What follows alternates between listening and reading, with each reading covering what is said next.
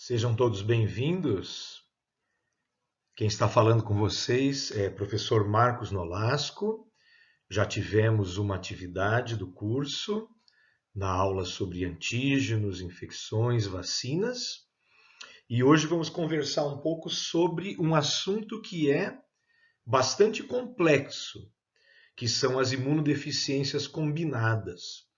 As imunodeficiências combinadas apresentam uma diversidade muito grande tanto de causas genéticas, que nós consideramos então alterações genotípicas, como de apresentação clínica, que seriam as manifestações fenotípicas. Então, é um assunto bastante complexo, nós tentamos torná-lo o mais simples, e eu gostaria que vocês acompanhassem essa aula com bastante calma, podem interromper depois de uns 20 minutos, retomar depois, afinal de contas, estamos fazendo essa gravação no dia do trabalho, né? Então, o dia do trabalho é um dia de repouso, então vocês podem ir de uma forma bem tranquila, porque é um assunto que exige muita atenção. Aqui na foto nós temos uma criança recém-nascida, apresentando essas lesões de pele, que nós chamamos de eczema, e que é muito característico de uma imunodeficiência combinada, que nós vamos ver mais para frente, chamada síndrome de Omenn.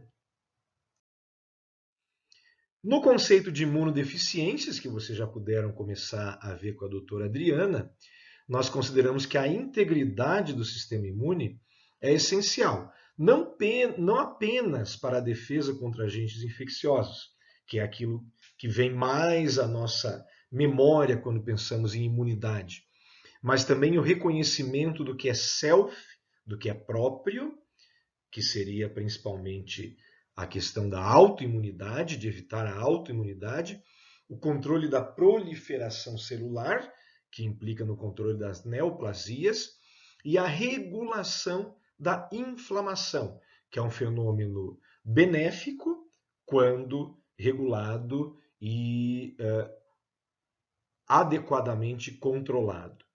Então, as disfunções em um ou mais destes componentes fazem parte do grupo das imunodeficiências. As imunodeficiências primárias, mais modernamente chamadas de erros inatos da imunidade, são, em sua grande maioria, doenças genéticas que resultam em maior suscetibilidade a infecções, neoplasias, autoimunidade ou inflamação desregulada, frequentemente com manifestação nos primeiros anos de vida. Daí a importância de serem precocemente diagnosticadas.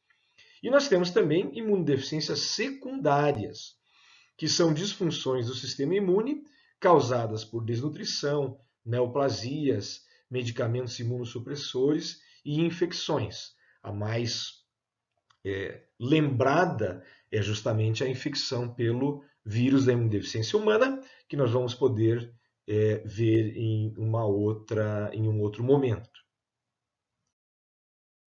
As características, então, das imunodeficiências primárias, que são com frequência secundárias a mutações gênicas, elas implicam em infecção, neoplasias, infecções incomuns, dificilmente tratáveis, recorrentes, é o comportamento que nós chamamos de infecções oportunistas, e também a autoimunidade.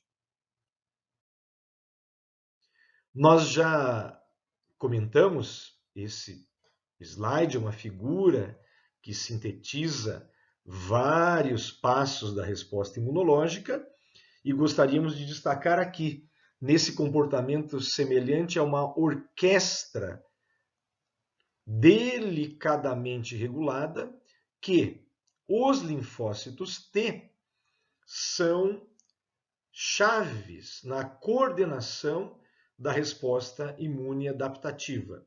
E justamente as imunodeficiências combinadas, que são o nosso assunto de hoje, são imunodeficiências centradas nos linfócitos T. Com esse prejuízo aos linfócitos T, toda a mensagem que vem lá do sistema imune inato, ela é prejudicada e a resposta de produção de citocinas, as respostas celulares, a síntese de anticorpos também acabam sendo defectivas. Com isso, justamente nós denominamos as deficiências primariamente de linfócitos T como imunodeficiências combinadas, porque por causa desse papel regulador, raramente uma deficiência de linfócito T vai afetar apenas a imunidade celular. Ela, com frequência, afetará também a imunidade humoral. Nós temos subpopulações importantes dos linfócitos T, o linfócito T helper, ou CD4, que é essencial para o reconhecimento de antígenos, produção de citocinas, com várias funções, ativação de macrófagos, inflamação e proliferação de clones, tanto de linfócitos T como de linfócitos B, por meio de citocinas que têm efeito trófico. Então, o linfócito TCD4 é um componente fundamental da resposta imunológica. O linfócito T citotóxico, ou CD8, ele tem a grande tarefa de lisar células portadoras de antígenos que são interpretados como patogênicos, principalmente antígenos de micro-organismos virais, mas também antígenos de neoplasias, por exemplo. E a grande tarefa das células TCD8 é, após a ligação com os receptores da célula que está infectada ou portadora de antígenos patogênicos, a liberação de grânulos que penetram na célula-alvo e destroem, matam a célula-alvo, por isso eles são chamados de linfócitos citotóxicos. E os linfócitos T regulatórios, que são uma subpopulação do linfócito T helper, eles têm uma função muito importante justamente de suprimir a resposta imunológica com vistas a uma contrarregulação, para não permitir que a resposta saia do controle. Então, nós temos uma lista aqui das principais subpopulações linfocitárias. Comentamos o linfócito TCD4, também chamado de helper, coordenador da resposta celular. Ele é CD3, porque é um linfócito T, marcador de membrana, CD4, que é característico dele, e é CD8 negativo. Tanto no sangue periférico como nos órgãos linfóides, ele compõe metade ou um pouquinho mais do total de linfócitos. O linfócito TCD8 citotóxico, como nós comentamos, faz a lise das células infectadas por patógenos ou das células tumorais. Ele tem o marcador CD3 positivo, porque é um linfócito T, vem do timo, e CD8 positivo. Sua proporção é menor, 15 a 40% no sangue periférico, 15 a 20% mais ou menos nos tecidos linfóides secundários. O linfócito T regulatório, como nós comentamos, faz a supressão da resposta, regula a inflamação, e ele tem marcadores de linfócito T, CD3, ele é um helper, CD4, e ele tem os marcadores CD25 e FOXP3, que o caracterizam como linfócito regulador. A presença dele no sangue periférico é infrequente e ele compõe mais ou menos 10% da população dos órgãos linfóides secundários. Temos os linfócitos natural killer, que suprimem ou ativam a resposta inata ou adaptativa, não dependendo da regulação pelo sistema MHC. E eles têm os marcadores CD56 e CD16. A maior parte deles é CD3 negativo, mas eles também podem ter CD3 positivo, uma pequena população chamada NKT. Ele já tem frequências menores. Entre os linfócitos T, nós temos também uma população menor, 5 a 10%, no sangue periférico, menos ainda nos órgãos linfóides, chamada de gama-delta. E tem funções basicamente tanto auxiliares, semelhantes ao helper, como citotóxicas. Elas são importantes para determinados tipos de patógenos, principalmente patógenos complexos, como micobactérias e fungos.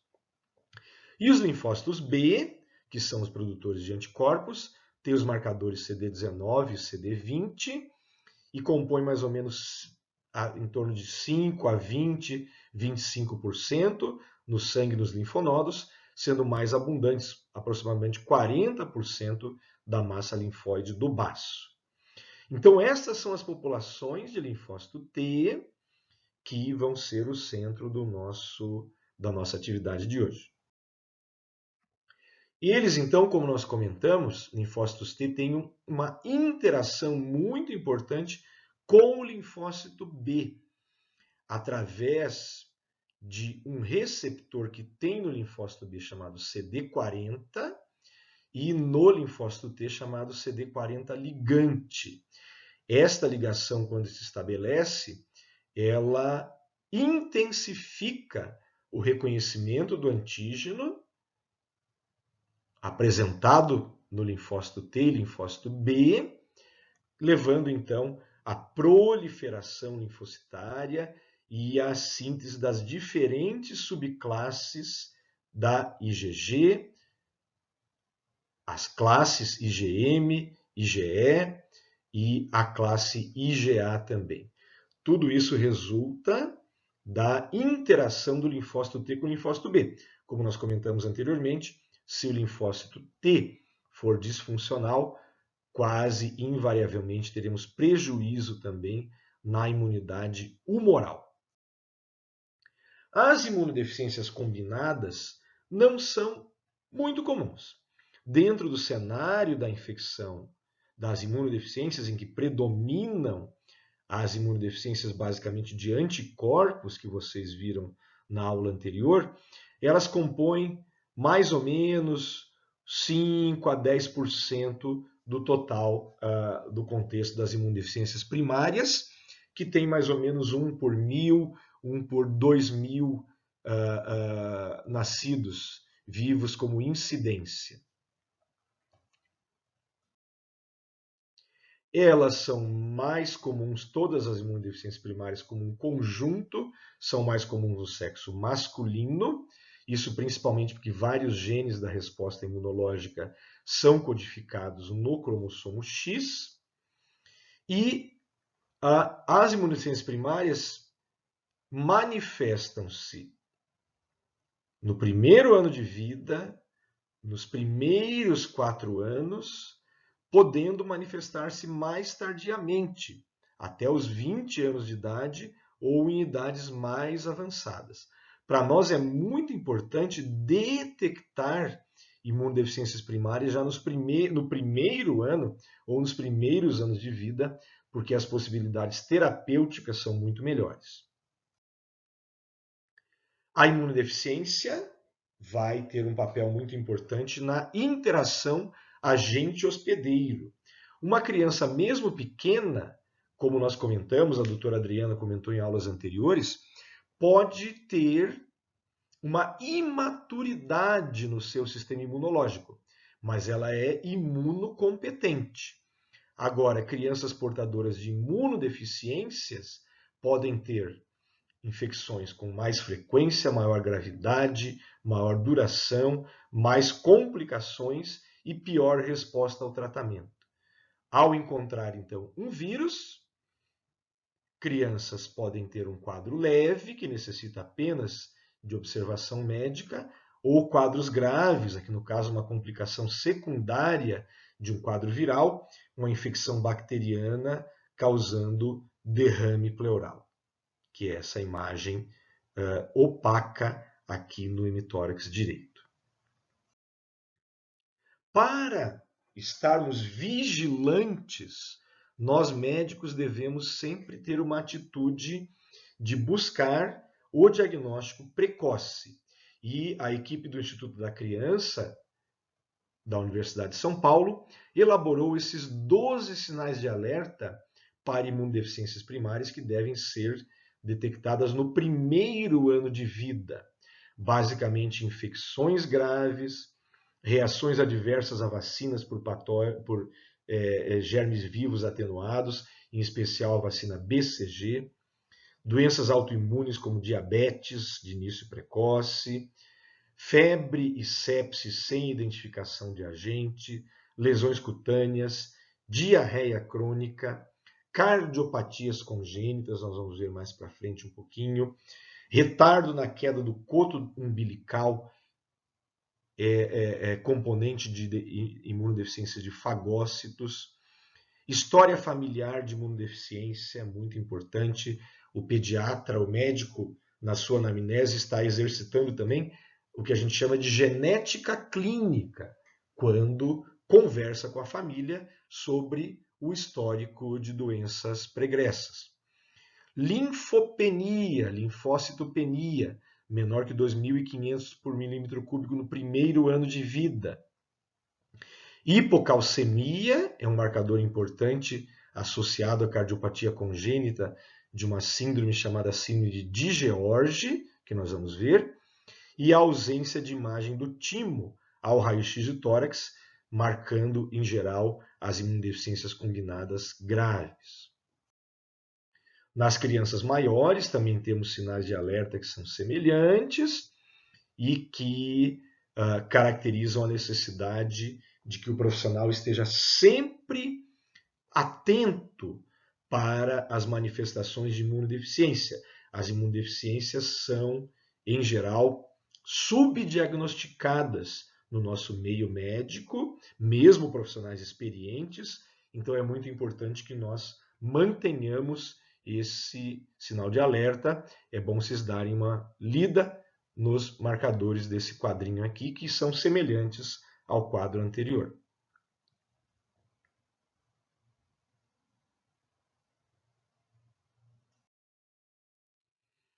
Outros autores, por exemplo, também destacam como sinais de alerta as infecções recorrentes, manifestações atípicas, infecções por patógenos pouco comuns, suscetibilidade a determinados grupos de patógeno, comprometimento de crescimento e desenvolvimento, e lembrar que o uso das vacinas, de antibióticos e de práticas higiênicas modificam a história natural das imunodeficiências.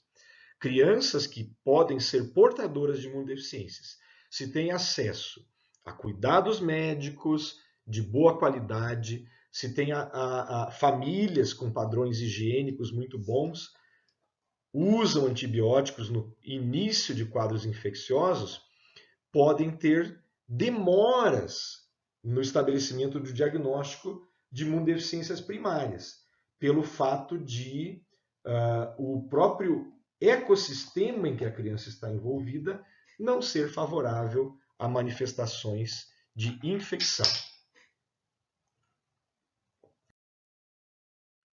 Uma dica que nós temos em relação aos principais defeitos que levam a imunodeficiências é o tipo de patógeno. Então, as deficiências que incluem o sistema T, que nós vamos comentar hoje, especificamente, são mais suscetíveis a infecções micobacterianas, infecções virais que nos hospedeiros imunocompetentes são, em geral, muito leves, são muito comuns e muito leves, como a infecção pelo citomegalovírus, infecção pelo vírus de Epstein-Barr. Tuberculose também é uma infecção micobacteriana, infecções fúngicas como pneumocistis e cândida, infecções virais recorrentes como herpes, patógenos do tipo intracelular. Outros defeitos, fagócitos, complemento e anticorpos, envolvem outros tipos de patógeno. Mas só por este gráfico muito didático, a gente pode ver que as imunodeficiências que envolvem o sistema de células T são aquelas que apresentam a maior gama de patógenos infecciosos e de gravidade. As imunodeficiências secundárias apresentam um leque muito grande de causas: desnutrição, hipovitaminoses, infecções, principalmente o HIV, diabetes, uso de medicamentos imunossupressores, as doenças autoimunes, esplenectomia, retirada do baço traumática ou cirúrgica eletiva em casos raros, e a anemia falciforme, é uma doença das hemácias, mas que acaba levando a uma deficiência de função do baço.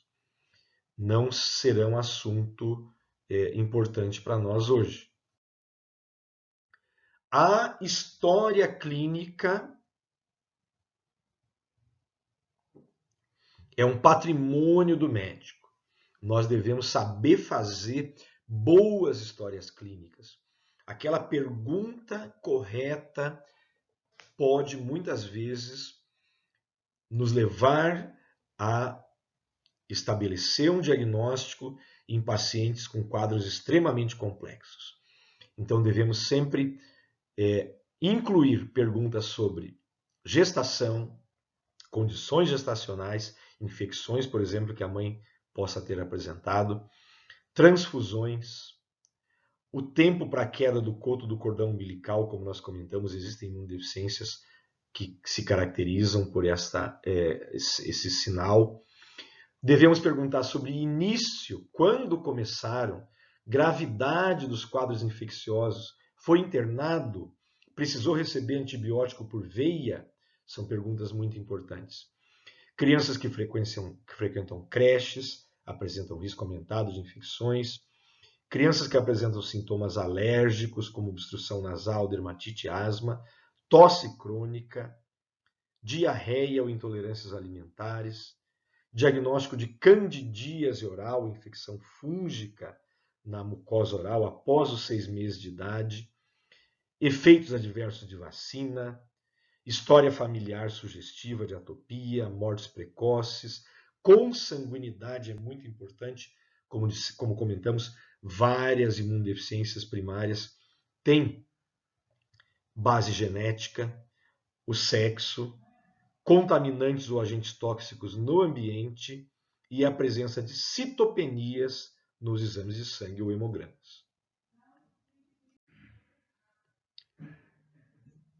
Algumas imunodeficiências se revelam dependendo da faixa etária. Por exemplo, abaixo de 6 meses de idade, as crianças não têm, em geral, deficiência significativa de anticorpos, porque são protegidas pelos anticorpos maternos, transferidos por via placentária.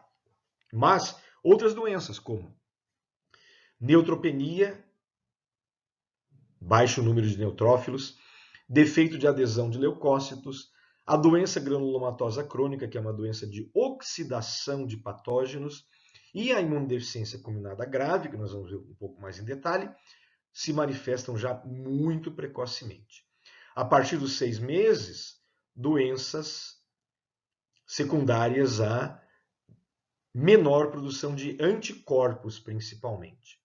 A partir dos 2 anos, a deficiência de IgA, anticorpo que tem principalmente a função de proteção de mucosa, e a deficiência de anticorpos específicos. Acima de 6 anos, outros grupos de imunodeficiências, a AIDS, como imunodeficiência secundária, infecção pelo HIV, imunodeficiência comum variável, neoplasias, complemento e doenças autoimunes. As imunodeficiências combinadas, como são caracterizadas? Um grupo de doenças causadas por defeitos em genes críticos para o crescimento, maturação e sobrevivência dos linfócitos T.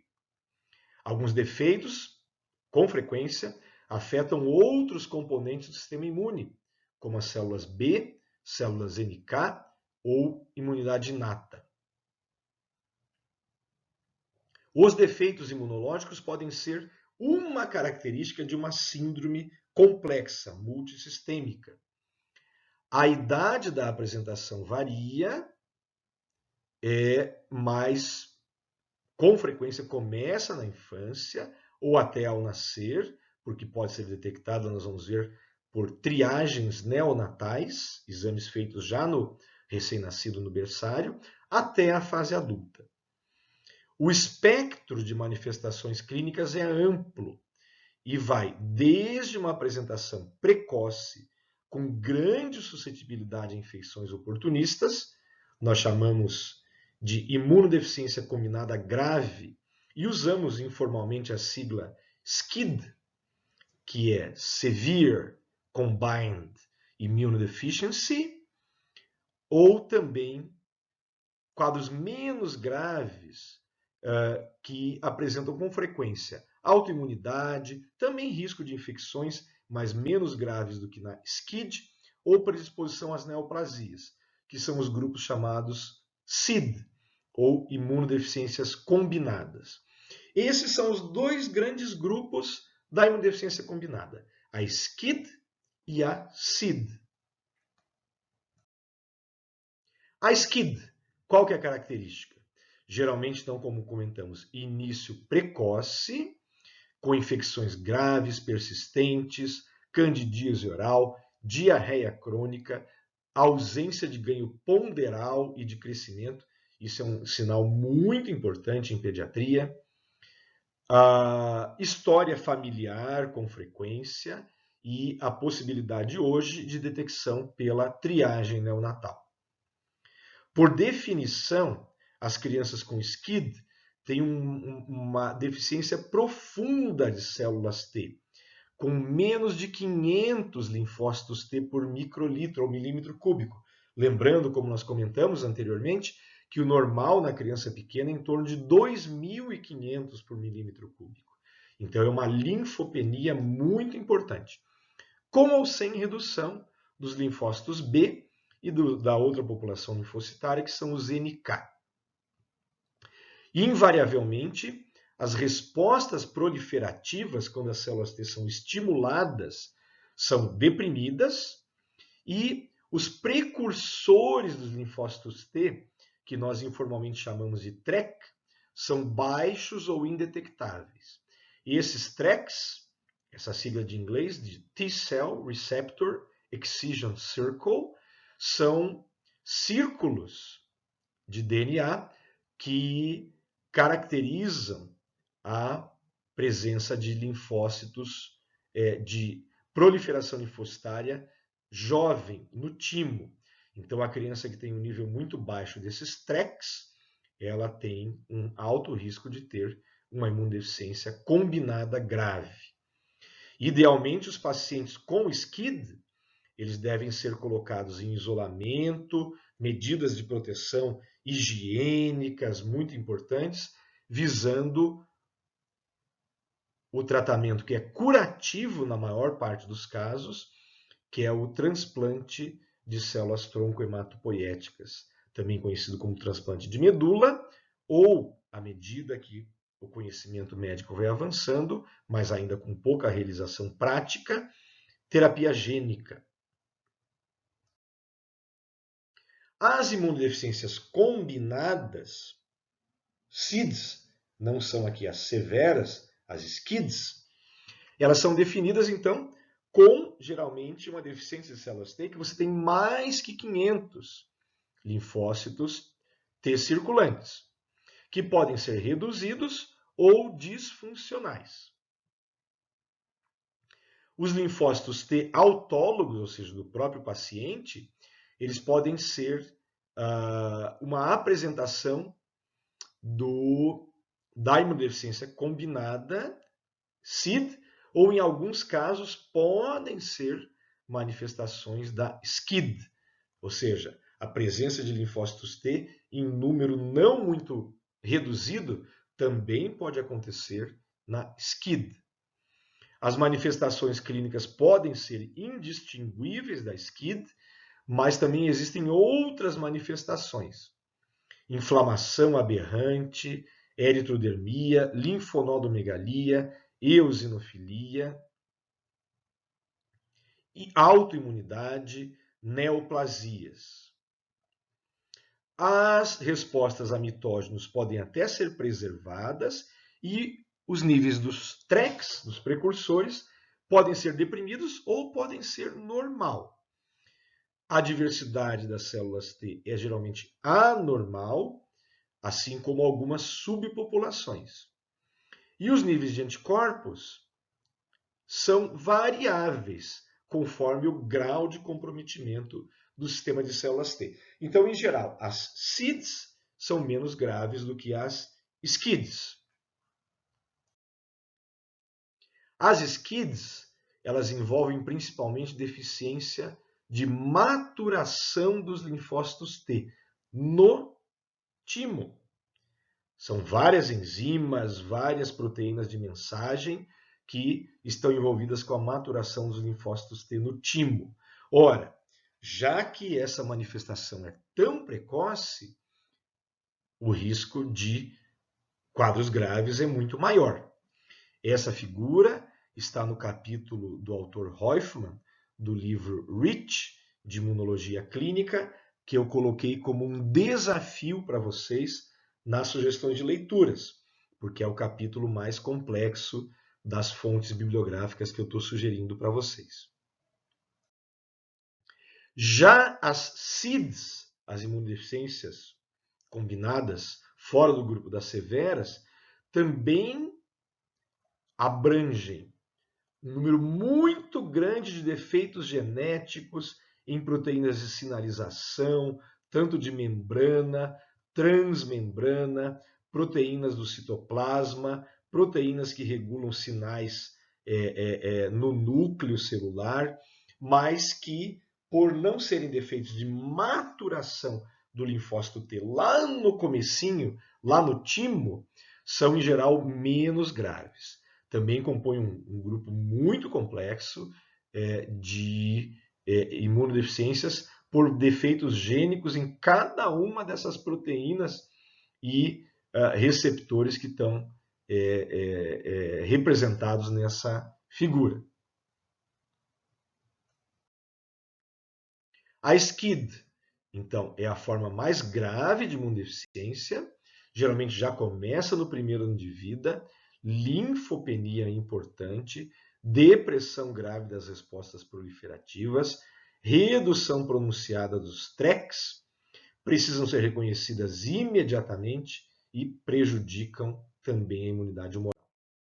As SIDs podem ser defeitos incompletos, podem parecer a SCID ou menos graves em geral, mais geralmente de 500 linfócitos, manter resposta proliferativa e manter níveis até normais de TRECs, tendo comprometimento variável da imunidade humoral. Um estudo que comparou SCID com SID. Quais foram as principais diferenças? No grupo que tinha linfócito T muito baixo, que era o grupo da SCID, predominaram dificuldade de crescimento, alterações neurológicas, infecções fúngicas de mucosa oral, infecções respiratórias, pneumonia por um fungo chamado pneumocistis, complicações cutâneas, por sua vez, foram mais comuns no grupo da SID, que tem CD linfócito T um pouco mais elevado, eritrodermia, hepatoesplenomegalia e linfonodomegalia. Essas complicações foram mais comuns no grupo da SID, que tinha mais que 500 linfócitos T. Então, o grupo da SCID, menos de 500 linfócitos T, é bem mais grave. Alguns exemplos de imunodeficiências: síndrome de Wiskott-Aldrich afeta a imunidade celular e humoral.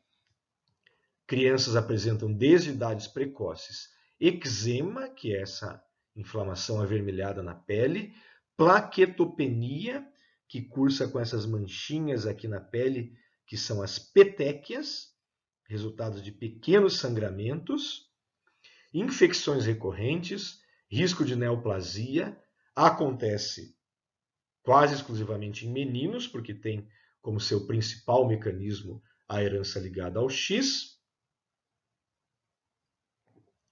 e constituem um defeito no gene WOSP, que é um gene do citoesqueleto, da estrutura celular. Outro exemplo, ataxia telangiectasia.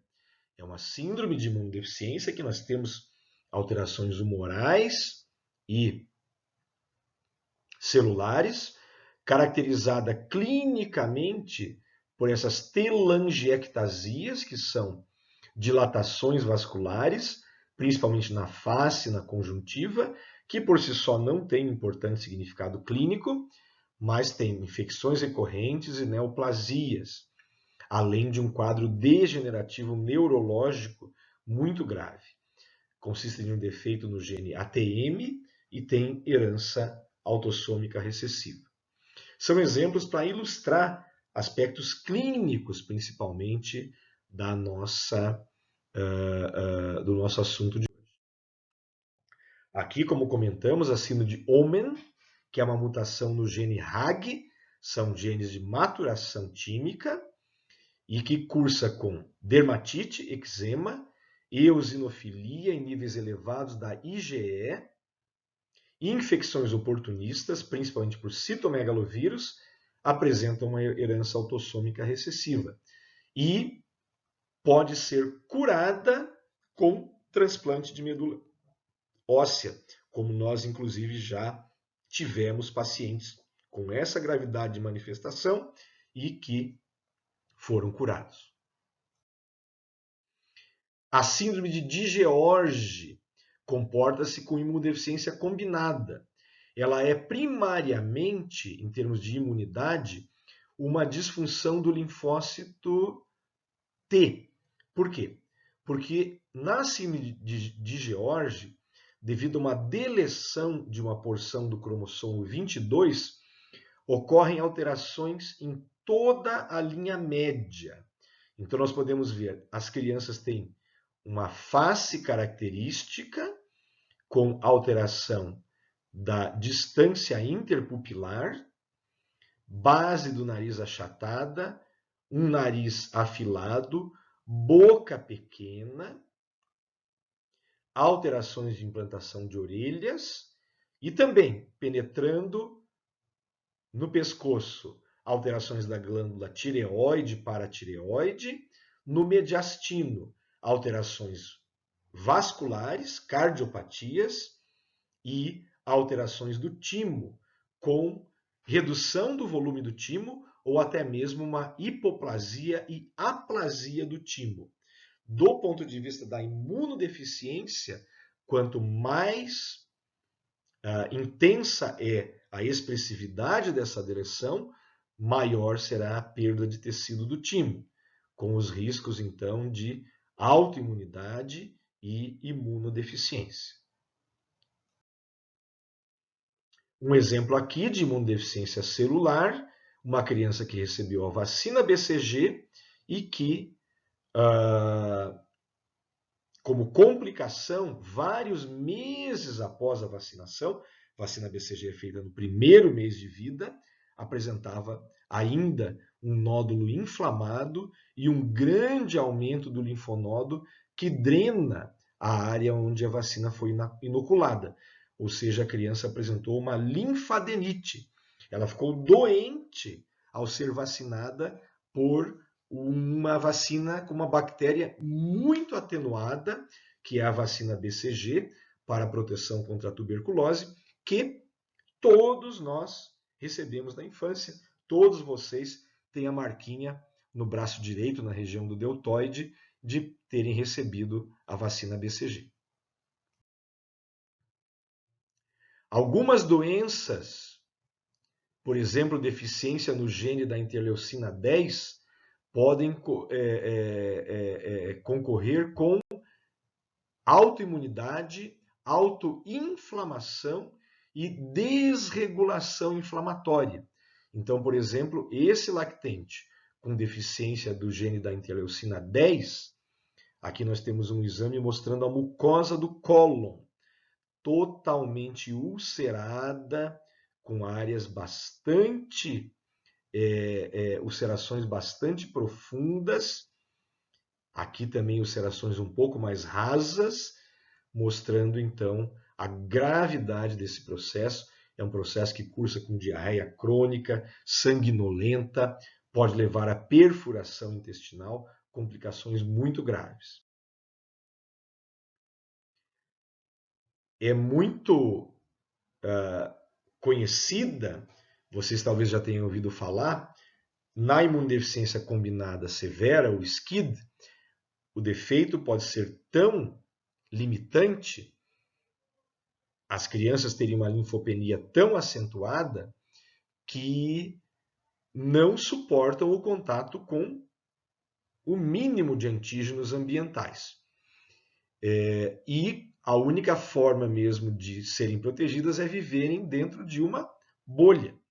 Esse menininho, David Vetter, ele cresceu dentro de um ambiente controlado, que tinha filtração do ar, ele recebia os alimentos irradiados para não conter nenhum agente microbiano, e com isso ele viveu por aproximadamente 8 anos dentro de uma bolha plástica no hospital, num quarto no hospital do Baylor College, em Houston, nos Estados Unidos.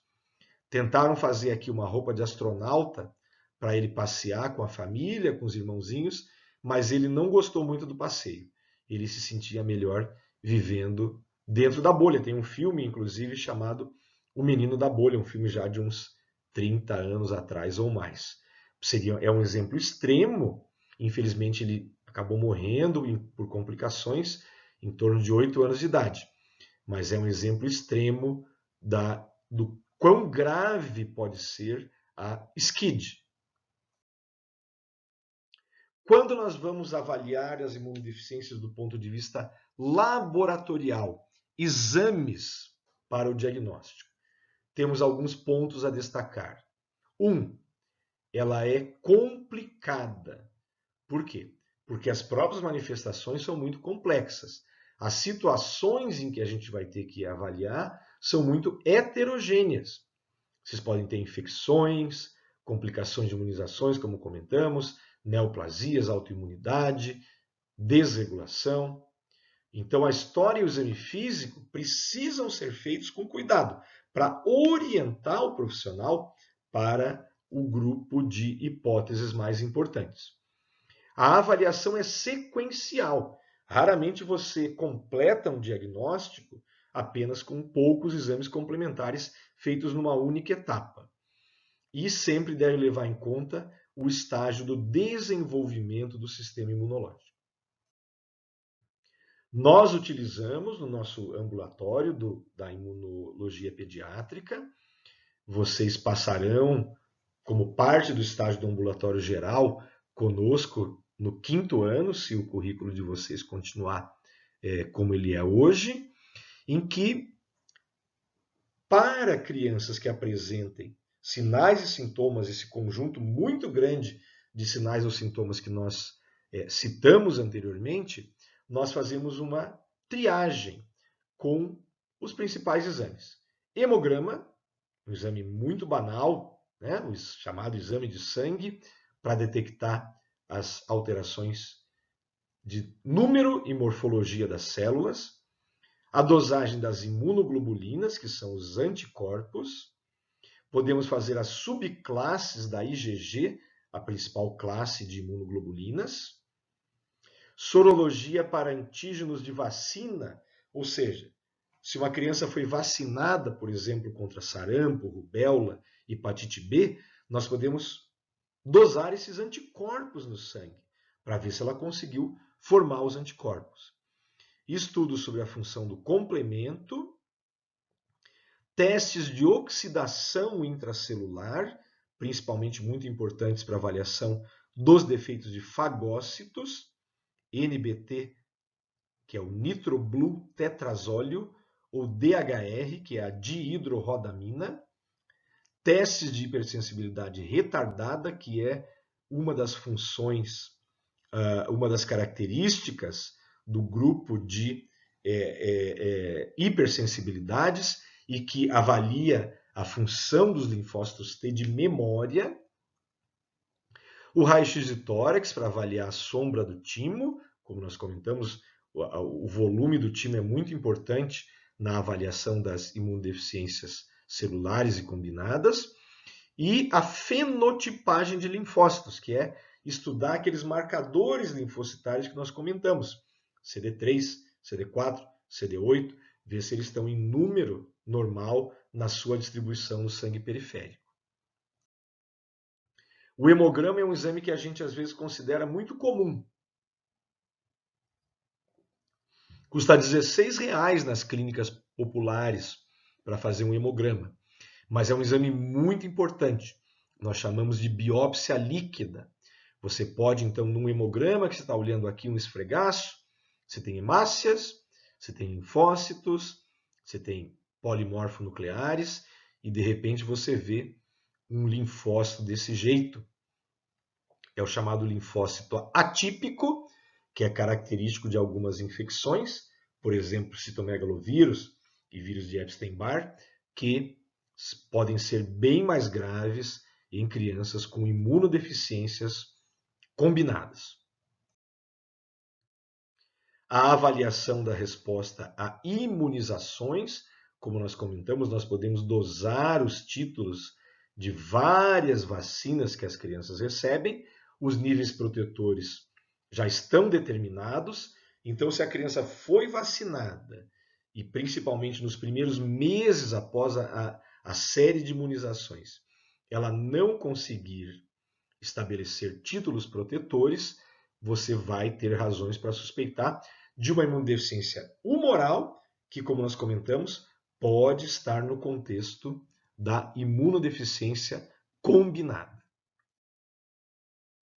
O raio-x de tórax, aqui nós estamos vendo no raio-x de tórax de uma criança normal, no primeiro ano de vida, a imagem do timo.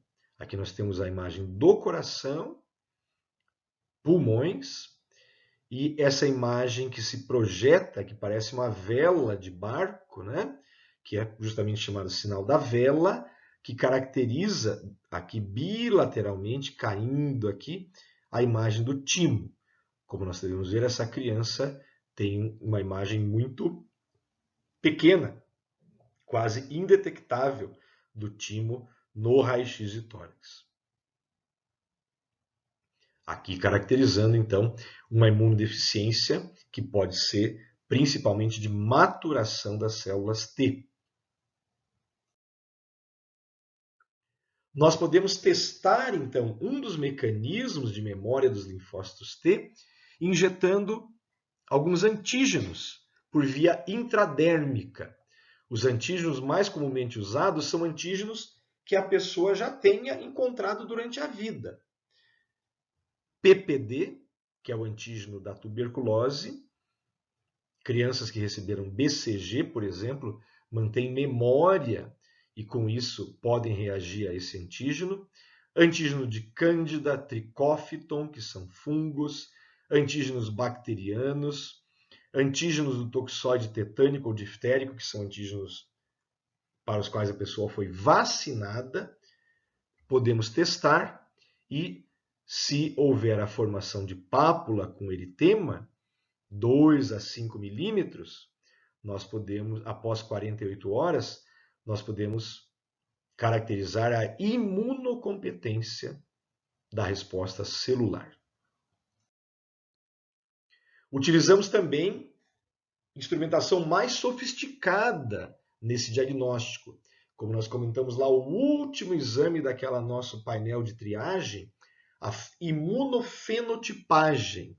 Ela é feita utilizando-se um aparelho hoje bastante comum nos laboratórios para diagnóstico e pesquisa, que é o citômetro de fluxo. O citômetro de fluxo tem um princípio bastante simples. As células, no caso do nosso estudo aqui, linfócitos mononucleares, têm receptores na sua superfície. Se você desenvolver anticorpos, geralmente de outras espécies, anticorpos de camundongo, por exemplo, que reconheçam como estranhos esses receptores das células humanas e marcá-los com fluorocromos, substâncias que emitem fluorescência quando uma reação química se completa, você pode detectar a presença desses marcadores. Então, por exemplo, você pode marcar aqui um anticorpo anti-CD4 para reconhecer o linfócito T helper, anti-CD8 para reconhecer um linfócito T citotóxico, por exemplo, e uma infinidade, uma variedade muito grande de marcadores. As células são diluídas em uma suspensão líquida e passam uma a uma num tubo capilar, que é bombardeado com laser e vai então demonstrando os diferentes marcadores e você pode então caracterizar as populações celulares, tanto no seu tipo como na sua quantidade. Com isso, nós temos hoje um painel básico para a citometria de fluxo, onde a gente avalia a presença dos linfócitos T, que tem o marcador CD3, B, que tem o marcador 19, NK, que tem o marcador 16/56, CD4, helper, e CD8, citotóxico.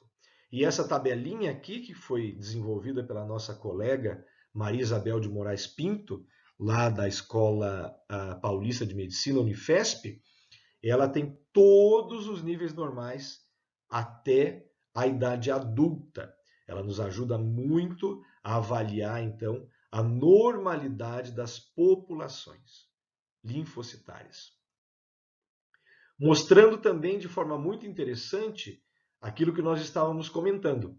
Nos primeiros anos de vida, a população linfocitária é bastante abundante e, à medida que ocorre o amadurecimento imunológico, idade escolar, puberdade, idade adulta, essas populações se estabelecem em níveis um pouco menores.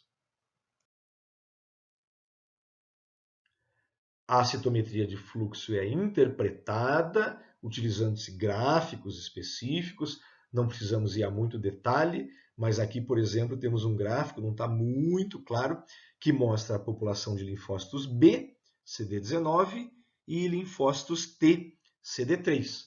Ou seja, usando marcadores específicos, aqui um fluorocromo verde conjugado a um anticorpo, fluorocromo vermelho, você consegue detectar, então, as diferentes populações. Nós usamos muito a fenotipagem linfocitária, tanto em diagnóstico e acompanhamento das imunodeficiências primárias, como também nas imunodeficiências secundárias.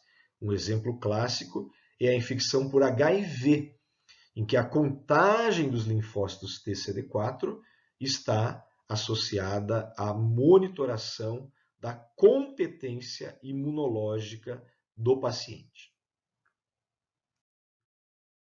Existem algumas alterações características aqui, só para ilustrar para vocês, de algumas imunodeficiências. Existe uma síndrome chamada Síndrome Linfoproliferativa Autoimune, ou ALPS, em que ocorre uma grande população de linfócitos T com o receptor alfa-beta, que são duplo negativos. Não são CD4 nem CD8. E isso normalmente é muito raro no sangue periférico, menos de 2,5%. Aqui esse paciente tem 10% dessa subpopulação, caracterizando uma imunodeficiência que é a ALPS. Rara, mas muito importante. Alguns pacientes têm algumas imunodeficiências muito específicas. Por exemplo, o paciente que tem dificuldade da expressão do receptor da interleucina 12. Aqui nós temos um paciente normal que expressa esse receptor na sua célula CD4, e aqui nós temos um paciente com ausência de expressão desse receptor. Isso caracteriza uma deficiência do receptor beta da interleucina 12 e faz parte do grupo da suscetibilidade mendeliana a micobactérias. Como diz o nome, o paciente tem risco aumentado de doenças de origem, risco aumentado por origem genética mendeliana a infecções por micobactérias.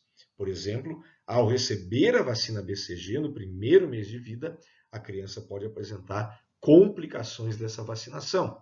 Depois, na adolescência e idade adulta, uma suscetibilidade maior, por exemplo, a infecções pelo bacilo da tuberculose. Existe uma síndrome chamada síndrome de hiper-IgE, em que o paciente não consegue produzir uma citocina muito importante para recrutamento de neutrófilos, que é a interleucina 17. Então, aqui o paciente, se ele não produz a interleucina 17, que chama neutrófilos para o sítio da infecção, ela vai ter muita dificuldade de controlar infecções bacterianas. É a clássica síndrome de hiper-IgE. Na síndrome de Wiskott-Aldrich, que nós mostramos o caso daquele menininho, com eczema, plaquetopenia e infecções, a gente busca a expressão de uma proteína, que é a WASP, e que caracteriza, então, no paciente normal, é uma expressão. Aqui nós temos na abscissa, nós temos a intensidade de fluorescência dessa proteína, temos a expressão normal, e quando ela se expressa pouco, a intensidade de fluorescência menor. Imunodeficiência combinada grave, como nós comentamos, quase não tem célula T, muito pouco, quase não tem célula B e também quase não tem célula NK nessa manifestação aqui, caracterizando então a profunda citopenia que nós comentamos como uma importante característica da imunodeficiência combinada grave. Existe uma síndrome chamada IPEX, que é imunodesregulação, poliendocrinopatia e enteropatia ligada ao X, que cursa com a deficiência dos linfócitos T reguladores, que tem esse marcador aqui CD25 ou FOXP3. No caso específico, esse paciente é um paciente normal, não apresenta essa deficiência. O paciente com IPEX não tem essas populações. Nós podemos estudar também como os linfócitos proliferam. Quando a gente coloca in vitro, numa cultura de células, os linfócitos em contato com mitógenos, eles têm uma grande proliferação. Em contato com antígenos específicos, se houver memória imunológica, eles também podem apresentar proliferação. Aqui é só para ilustrar para vocês uma técnica que nós usamos no nosso laboratório. Crianças que são estudadas e cujas células a gente incuba sem antígeno, com o antígeno da vacina BCG e com a fitohemaglutinina, que é o mitógeno, apresentam proliferação de graus variados. Aqui é o que nós chamamos de região dos blastos da citometria de fluxo. Nós podemos ver, quando não incubamos com antígeno nenhum, 1% de blasto, proliferação muito discreta. Quando incubamos com o mitógeno, que é um potente estimulador inespecífico, 50% de blastos. Estimulando com um potente antígeno, que é o antígeno da vacina BCG, o paciente tem memória imunológica, ele apresenta essa proliferação moderada, 27% de blastos. Então, com essa análise da proliferação, nós podemos também avaliar a competência da imunidade celular do paciente para determinados antígenos. Nós utilizamos para isso corantes vitais, o principal é o chamado PKH26. Aqui um outro exemplo, um paciente infectado por HIV, quando nós incubamos sua cultura com partículas de controle não antigênicas, quase não tem proliferação.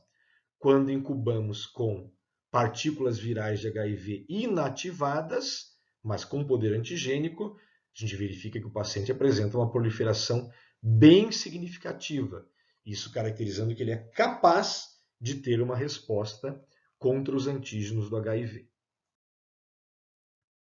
Hoje estamos caminhando cada vez mais para os testes genéticos e moleculares. Como nós comentamos, as imunodeficiências primárias, em sua grande maioria, são causadas por mutações, defeitos genéticos primários. Então, detectar essas mutações pode ser importante. E, conforme o grau de complexidade, nós temos ensaios moleculares variados. Desde a realização do cariótipo, que detecta alterações morfológicas dos cromossomos, a hibridização fluorescente, que pode detectar deleções cromossômicas, o grande exemplo comentamos na síndrome de George, que pode causar graus variáveis de imunodeficiência. Podemos avaliar então as subclasses de GG, podemos fazer microarrays, que são complexos painéis genéticos para detectarmos polimorfismos. Podemos sequenciar genes específicos, quando já temos síndromes identificadas. Podemos sequenciar o exoma, que é a expressão do genoma, ou seja, os exons, aqueles genes que são positivamente expressos, para detectar mutações em síndromes que já tenham sido identificadas ou que estejam em processo de identificação. E podemos, por fim, cada vez com menos dificuldades e menos custos, sequenciar genomas completos, que pode ser útil no caso de mutações raras, em síndromes às vezes que ainda não foram nem descritas. Então esse é o grau de complexidade aqui para os ensaios moleculares. Comentamos daquele ensaio que são os TRECs, né? Então existem hoje a possibilidade de serem realizados em papel filtro na triagem neonatal. Basicamente, qual que é a vantagem desses testes? Você não precisa puncionar a veia de um recém-nascido, que naturalmente tem as veias de difícil detecção, é pequenininho, pesa 3 quilos, 3,5 kg ou menos, né? Então você faz um furinho de agulha no calcanhar do recém-nascido, por exemplo, e colhe gotículas, gotas de sangue. Elas ficam impregnadas em um papel de filtro, são depois diluídas e você pode fazer uma análise genética para ver se ele tem esses precursores de linfócitos T, que são os TRECs no sangue. Se ele tiver uma baixa expressão dos TRECs, ele apresentará risco de ter uma imunodeficiência combinada grave. Muitos países hoje, uma SCID, muitos países hoje fazem essa triagem de rotina no seu sistema de saúde. No Brasil existem iniciativas que buscam a implantação dessa triagem. O que nós podemos fazer frente às imunodeficiências combinadas? Como nós vimos, são quadros potencialmente muito graves. Ambiente protetor de isolamento, ou seja, um ambiente limpo, sem contato com patógenos. Antibióticos profiláticos podem ser necessários. Alguns pacientes se beneficiam com reposição de imunoglobulina, como nós comentamos, pacientes que têm deficiências combinadas podem ter celular e humoral. E bastante cuidado com a nutrição. Então, higiene, antibiótico terapia se necessário, reposição de anticorpos e nutrição. Se forem receber transfusões, produtos livres de patógenos. No caso aqui, um patógeno como citomegalovírus, que pode estar presente em sangue dos hemocentros, porque a prevalência de citomegalovírus na população adulta é de aproximadamente 90%. Não devemos dar vacinas de patógenos vivos. Devemos ter em mente que várias dessas doenças podem ser curadas com o transplante de células-tronco, que de preferência faça parte do HLA, de preferência com doadores muito próximos, até da mesma família. E estamos ainda engatinhando na possibilidade da terapia gênica, mas que provavelmente durante a carreira médica de vocês vai se tornar uma realidade. Eu queria dar algumas sugestões de leitura para vocês. Os links estão aqui nesse material. A aula também, a aula de PowerPoint simples está sendo postada também no Google Classroom. Mas é bastante importante que vocês leiam pelo menos esse capítulo aqui do livro do Helbert, um livro relativamente simples. O livro Abas é bastante desejável. E quem quiser encarar mesmo o desafio, o livro de Imunologia Clínica do Robert Rich, capítulo específico das imunodeficiências de células T. Então eu desejo para vocês um aproveitamento muito bom. Não hesitem em enviar perguntas para nós. Podemos marcar uma conversa online também, se vocês quiserem. E o assunto é complexo, mas vai ser muito produtivo para vocês enfrentarem o conteúdo com determinação. Como nós comentamos, com essa aula narrada, vocês podem assistir por segmentos, 20 a 30 minutos de cada vez. Então, eu desejo muitas felicidades para vocês. Vamos continuar aqui no nosso curso à distância, mas com a maior proximidade possível para que vocês tenham o melhor aproveitamento. Muito obrigado a todos.